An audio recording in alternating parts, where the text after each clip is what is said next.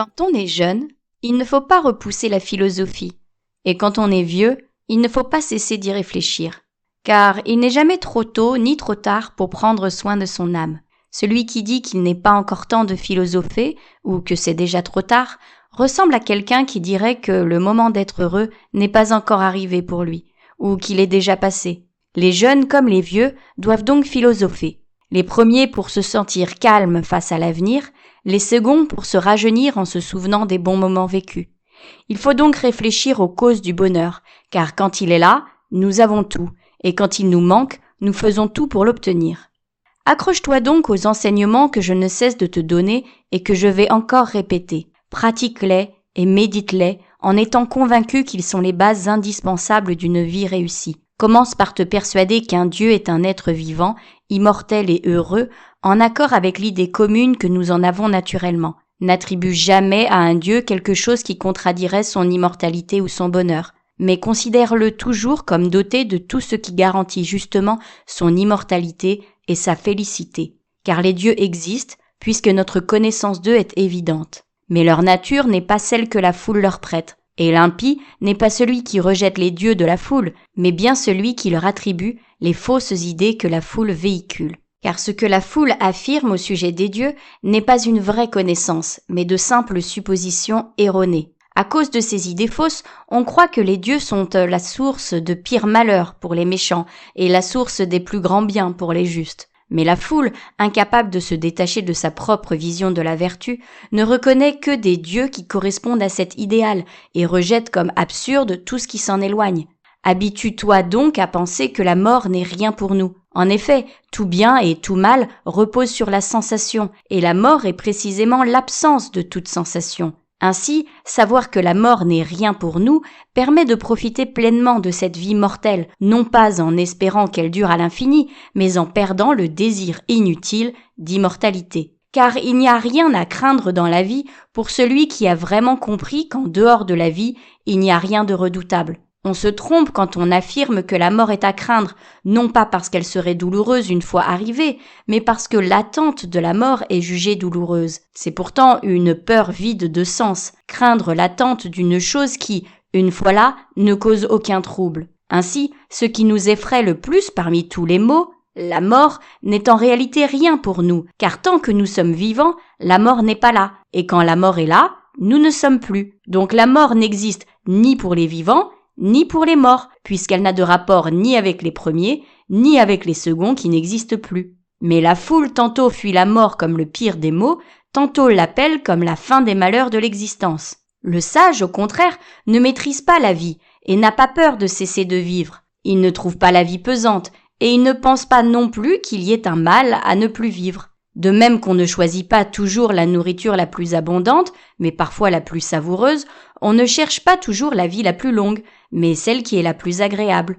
Ceux qui recommandent aux jeunes de bien vivre et aux vieux de bien finir se trompent. La vie a du bon, même pour le vieillard, et bien vivre et bien mourir, c'est en réalité la même chose. Il est encore plus absurde de dire qu'il vaut mieux ne pas naître, ou, une fois né, franchir au plus vite la porte d'Hadès. Car celui qui parle ainsi est vraiment convaincu. Pourquoi ne se donne-t-il pas la mort ? C'est quelque chose qu'il pourrait faire à tout moment s'il en avait la volonté ferme. Et s'il plaisante, il fait preuve de légèreté sur un sujet qui n'admet aucune légèreté. Souviens-toi que l'avenir n'est ni entièrement entre nos mains, ni totalement hors de portée. Nous ne devons donc pas compter sur lui comme si tout devait forcément arriver, ni perdre toute espérance comme si rien ne pouvait se produire. Il faut comprendre que certains de nos désirs sont naturels et d'autres vains, et que parmi les désirs naturels, certains sont nécessaires et d'autres seulement naturels. Parmi les désirs nécessaires, certains le sont pour le bonheur, d'autres pour la santé du corps, d'autres encore pour la vie elle-même. Une bonne théorie des désirs doit donc relier tous nos choix et nos rejets à la santé du corps et à la tranquillité de l'âme, car c'est là le vrai accomplissement d'une vie heureuse. Nous agissons toujours pour éviter la douleur du corps et le trouble de l'âme. Quand nous y parvenons, toute agitation de l'âme disparaît. Nous n'avons plus besoin de courir après ce qui nous manque, ni de chercher autre chose pour parfaire notre bien-être physique et mental. En réalité, nous ne ressentons le besoin de plaisir que lorsqu'il nous manque et nous cause de la douleur. Quand la douleur disparaît, le plaisir n'est plus nécessaire. C'est pour cette raison que nous disons que le plaisir marque le début et la fin d'une vie heureuse. Le plaisir est d'abord reconnu comme le bien fondamental, en accord avec notre nature, et c'est à partir de lui que nous décidons ce qu'il faut choisir ou éviter. C'est également vers lui que nous revenons toujours, car nos sentiments servent de règle pour juger tout bien, même complexe. Mais justement parce que le plaisir est notre bien fondamental, nous ne cherchons pas tous les plaisirs. Certains doivent être évités s'ils entraînent plus de souffrance qu'ils n'apportent de satisfaction. À l'inverse, certaines douleurs valent mieux que certains plaisirs, si elles conduisent à un plaisir supérieur par la suite. Tout plaisir, en soi, est donc un bien, mais tous les plaisirs ne doivent pas être recherchés. De même, toute douleur est un mal, mais toutes les douleurs ne doivent pas être évitées. En tout cas, chaque plaisir et chaque douleur doivent être évalués en comparant les avantages et les inconvénients qu'ils peuvent apporter. Le plaisir est toujours un bien et la douleur un mal, mais il existe des situations où nous considérons un bien comme un mal ou un mal comme un bien. Il est très précieux de savoir se suffire à soi-même, pas pour vivre toujours dans la frugalité, mais pour être capable, si nous manquons de ressources, de profiter pleinement de ce que nous avons. Ceux qui ont le moins besoin de richesse jouissent le plus de l'abondance. Ce qui est naturel se trouve facilement, tandis que ce qui ne correspond pas à un désir naturel est difficile à obtenir. En fait, des repas simples procurent autant de plaisir qu'un festin somptueux, dès lors que nous n'avons plus la douleur du manque. De même, du pain d'orge et de l'eau sont d'un plaisir intense pour celui qui en a été privé. S'habituer à une nourriture simple plutôt qu'à une nourriture luxueuse permet de rester en bonne santé, de conserver la liberté nécessaire pour accomplir nos devoirs, de mieux savourer les repas riches lorsqu'ils surviennent après des périodes frugales, et enfin de ne pas craindre les revers de la fortune. Ainsi, quand nous disons que le plaisir est le but de la vie, nous ne parlons pas des plaisirs des hédonistes anxieux, ni des jouissances excessives, comme certains l'écrivent en déformant notre doctrine. Le plaisir dont nous parlons, c'est celui qui consiste à ne pas souffrir pour le corps et à être tranquille pour l'âme. Car ce n'est pas une longue série de jours passés à manger et à boire, ni le plaisir des jeunes garçons et des femmes, ni le goût des poissons et autres plats raffinés qui créent la vie heureuse.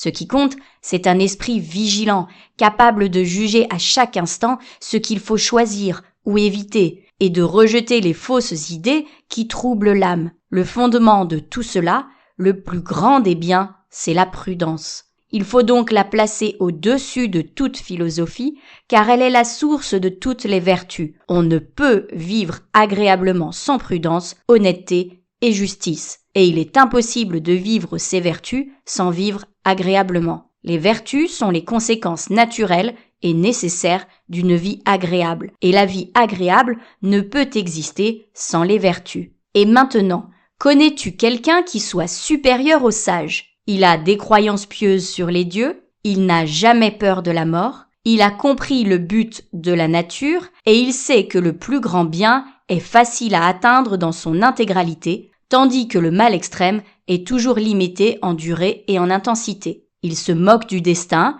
que certains considèrent comme maître absolu. Il distingue parmi les événements ceux qui dépendent de la nécessité, ceux qui relèvent de la chance et ceux qui dépendent de notre propre pouvoir, puisque la nécessité n'implique aucune responsabilité, la chance est instable et notre pouvoir véritable échappe à toute domination et est ce sur quoi s'exerce la louange ou le blâme. Mieux vaut suivre les croyances mythiques sur les dieux que devenir l'esclave du destin inévitable, car la mythologie promet que les dieux peuvent être influencés par les honneurs, alors que le destin est inflexible. Ils ne considèrent pas la fortune comme une divinité qui distribue le bien et le mal, mais comme l'occasion de grands biens ou grands maux. Enfin, ils pensent qu'il vaut mieux échouer par malchance après avoir bien raisonné que réussir par chance après avoir mal raisonné. Médite tous ces enseignements, seul ou avec les autres, jour et nuit. Si tu le fais, tu n'auras jamais de trouble d'esprit et tu vivras presque comme un dieu parmi les hommes, car quelqu'un qui vit entouré de biens durables ne ressemble plus à un mortel.